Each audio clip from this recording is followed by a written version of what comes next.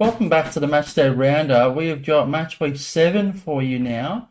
We have got the Wanderers facing Sydney FC, and we have also got the Newcastle Jets facing St George.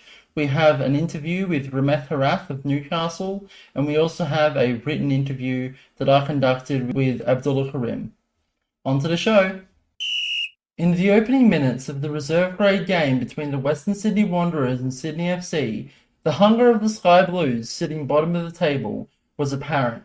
Sydney's desire to prove themselves was solidified in the 8th minute, when a pass from last week's interviewee Riley Brown was sent to George Tiong, whose soft but precise shot snuck between the Wanderers' defence, sending Sydney 1-0 up.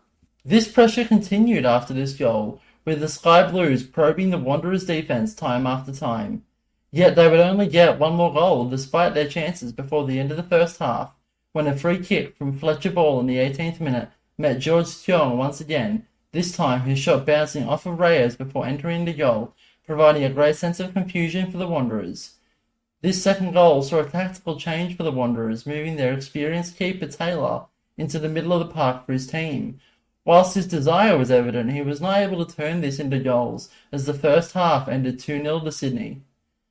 The second half showed a lot more promise for the Wanderers side, adding a fairly significant number to the few chances they'd had in the first half. Despite these chances, Sydney were defensively solid as the Wanderers continued to threaten. However, the most threatening of chances for the Wanderers came when a miscommunication in the Sydney defensive area saw a penalty given to the red and black, calmly taken by the host of your favourite Power Chip Football podcast, Jackson Taylor. The Wanderers were given a slight glimpse of hope in this game. They had multiple chances after this goal, however, were not able to crack the Sydney defence for the second time. Their hope would turn to desperation when a second penalty was given, however this one against the Wanderers. Fletcher Ball's strong penalty sealed the Sky Blues' victory late in the derby, as Sydney FC defeated the Wanderers 3-1. The Premier League Sydney derby immediately juxtaposed the threat that Sydney had shown in the reserve grade match, with the red and black looking the most threatening in the opening minutes. It was also apparent that the Wanderers, after having 5 losses in their opening 5, were keen to change up their system to ensure as much success as they could.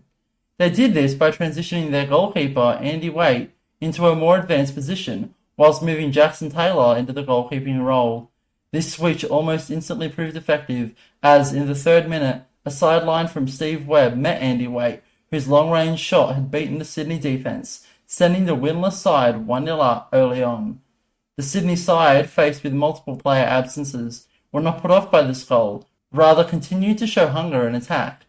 These attacks were however handled well by the Wanderers' defence, maintaining their clean sheet despite the strong directive of captain Chris Suffield and coach Jason Ryan. The Wanderers were left underwhelmed as the first half came to a close, as despite their high number of chances, they were not able to get another goal before the halftime whistle blew. Chances continued for the Wanderers throughout the beginning of the second half. The red and black even managed to score a goal, however the effort from Waite was disallowed after a 2-on-1 between himself and Keat was given. As the minutes winded down, Sydney made a tactical adjustment, bringing their goalkeeper, Fletcher Ball, into a more advanced position in the hope that the combined experience of him and Suffield could turn the game on its head. Their wish would not be fulfilled, however, as the full-time whistle blew, the Wanderers beating Sydney FC 1-0.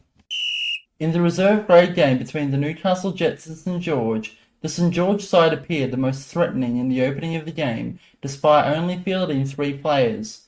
They proved their strength 7 minutes in, when a free kick saw Ibrahim Khan link up with Ruby McLean, the latter's hit sending her team 1-0 up.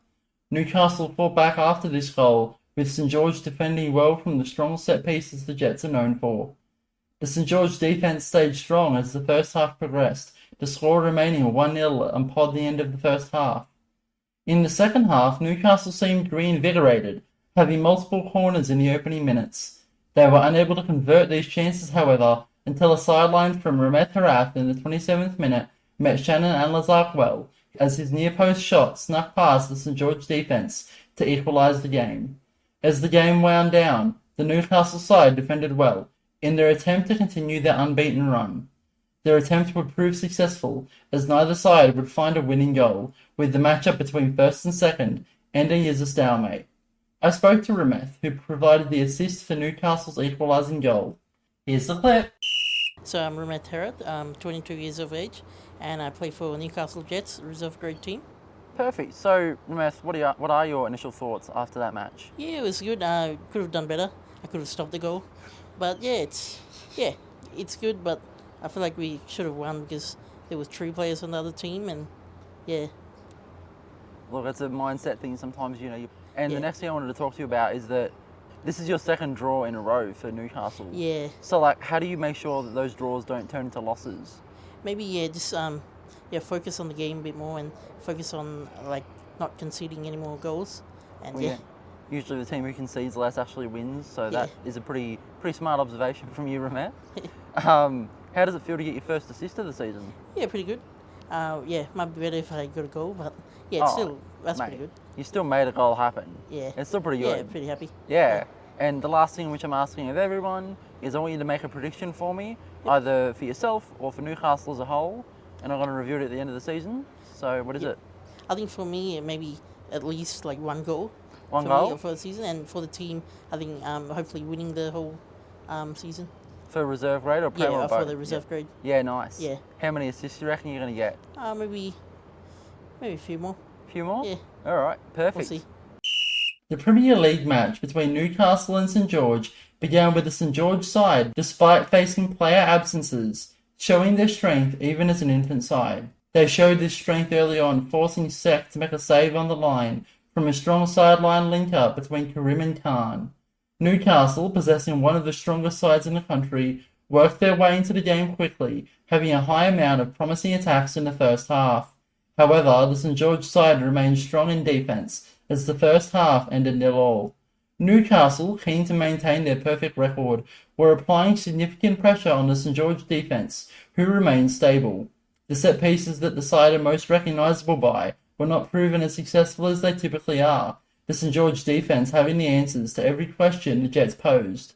As the end of the game grew nearer, the Jets' desperation became more and more evident, as they possessed a majority of the chances towards the end of the game. With a mixture of chances just missed and of strong St George saves, the game ended 0-0, with Newcastle dropping their first points in the Premier League this season. I conducted a written interview with St George captain Abdullah Karim regarding this match. My questions will be heard in your left ear, whilst his responses will be heard in your right ear. What are your initial thoughts after that match? I thought we played great. There was no way we were thinking that we were going to get the better of the number 1 ranked team in the comp, and with all respect, possibly the number 1 team in Australia. But we'll see what club's championship has on offer this year, as it is held in Brisbane, not Sydney. So it's something different, something good for the game. It hasn't been in Brisbane for 6 years, so it'll be good. But back to the game, we just had to throw everything out there, and I just want to mention we had 2 reserve grade players out there, so imagine how they would have been feeling making their first Premier League match debut.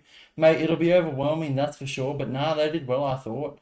Ruby McLean had a dynamite game in both grades, especially getting her second goal of the season in the reserves match.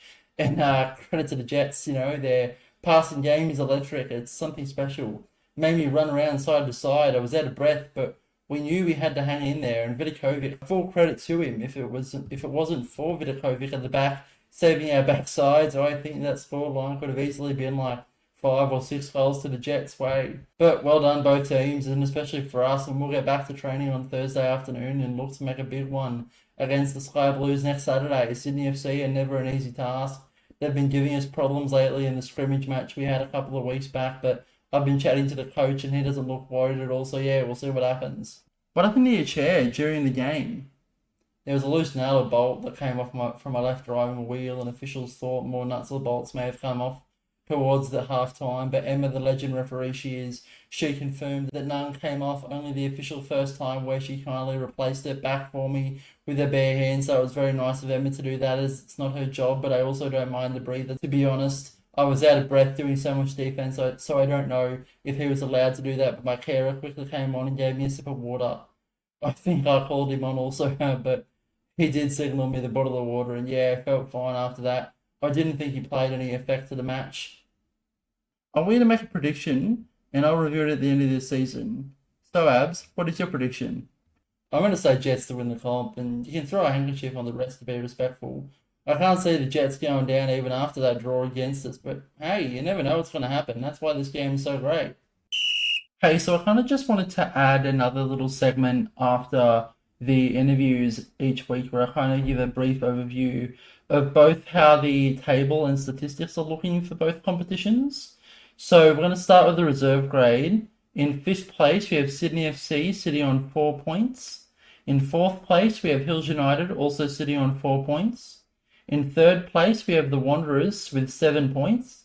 In second place, we have Football St George on 10 points. And in first place, we have Newcastle Jets on 14 points.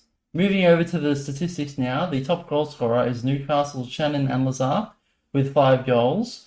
He also has the most assists in the competition, having 4.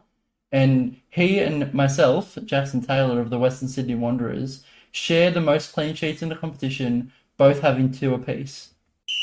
Moving on to the Premier League table now, in 5th place sit the Western Sydney Wanderers on 3 points.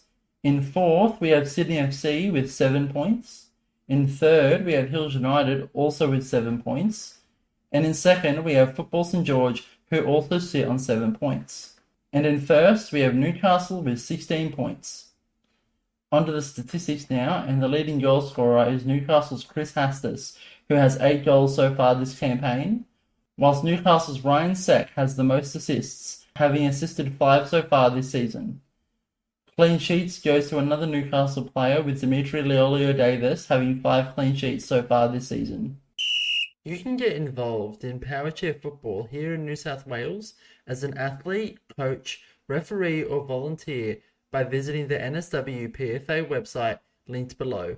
Our season takes place in Glenwood at the Valentine Sports Park from the 24th of February 2024 to the 6th of July 2024 every Saturday. Contact info@nswpfa.org.au for more information. Just a quick note that the views of this podcast are mine and mine alone. The opinions and thoughts expressed do not necessarily reflect those of the NSW PFA.